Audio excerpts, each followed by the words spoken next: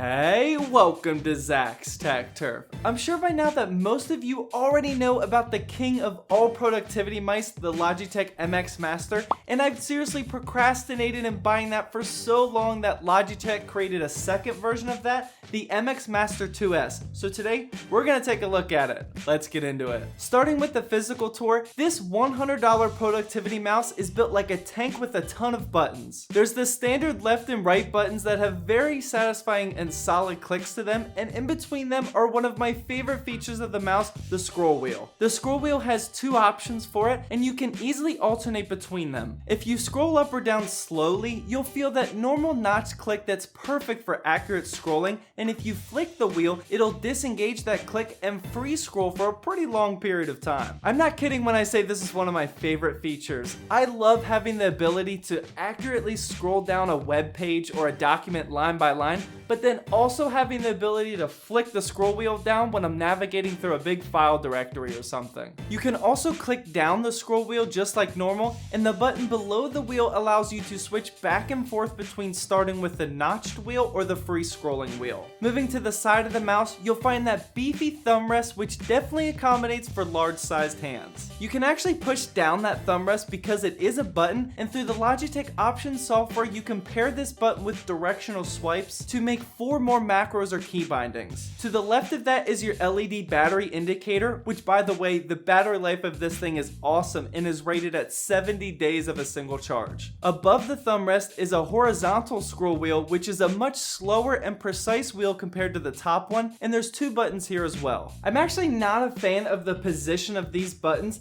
In order for me to use them, I have to bend my thumb backwards, and this usually ends up taking more time than just pressing a key on my keyboard, so I don't really use them. I would have much preferred the horizontal scroll wheel to be placed where these are and put the buttons more towards the front, and I'm pretty sure even if you have smaller hands than me, you would say the same thing. Wrapping around to the front, you'll find the micro USB input, which is used for charging, and Logitech does include a pretty nice 4-foot-ish cable to charge with. Moving to the bottom of the mouse, you'll find the 200 to 4000 DPI dark field high precision sensor, which Logitech claims can accurately track on any surface including glass, and I haven't found anything that this mouse doesn't work on yet. There's the power on and off switch, and then towards the bottom is the device indicator so you know which of the 3 devices you're connected to. You can connect the mouse with either standard Bluetooth or the 2.4 GHz USB dongle that it came with. Speaking of connecting to devices, we have to talk about my next favorite feature, and that's called Logitech Flow.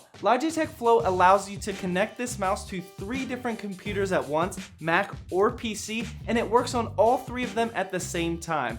This is about as baller as it gets, and I hope all mice include this one day. The way it works is once you have the Logitech options software installed on your different computers, you can move your mouse to the edge of one computer's monitor, wait for the about 1 second delay, and then your cursor will move over to the other device just like if you were using multiple monitors on the same computer. Now here you can see that you can also copy and paste files from one computer to the next. The way it does this is over your network and not actually through the mouse or anything, so you're basically just transferring a file like you would through your LAN cables or Wi-Fi. I actually don't have many practical uses for this feature, mostly because I've never seen it before, but I'm definitely gonna have to rethink how my studio is laid out so I can use this feature more often. Also through the Logitech options software, you can configure any button to do pretty much anything you want. You can configure that gesture button like I was talking about earlier, choose what the horizontal wheel actually scrolls through, and you can even configure these settings to be for all applications or application specific. With all the features out of the way, I want to talk about gaming real quickly. No, I definitely don't recommend gaming with the MX Master 2S, but the real question is this mouse worth it to somebody that already has a pretty expensive gaming mouse? This was the question I had to ask myself because most gamers these days already have an expensive mouse with a higher DPI sensor and buttons on the side that can be configured as well. What did it for me personally is being able to use that Logitech Flow feature on multiple computers and both those baller scroll wheels. My recommendation is that if you think you'll personally get use out of using one mouse on multiple computers at once or taking advantage of those multiple scroll wheels, especially the top vertical one with the free spinning wheel, then yeah, I would say it's worth buying this in addition to your gaming mouse. Well, that wraps up my review of the Logitech MX Master 2S mouse. I never thought I would be the type of person that has a mouse for both gaming and productivity, but this mouse convinced convince me otherwise. I'll have links to this mouse down in the description, and there's also a couple extra color options. Well, I hope you guys enjoyed this video.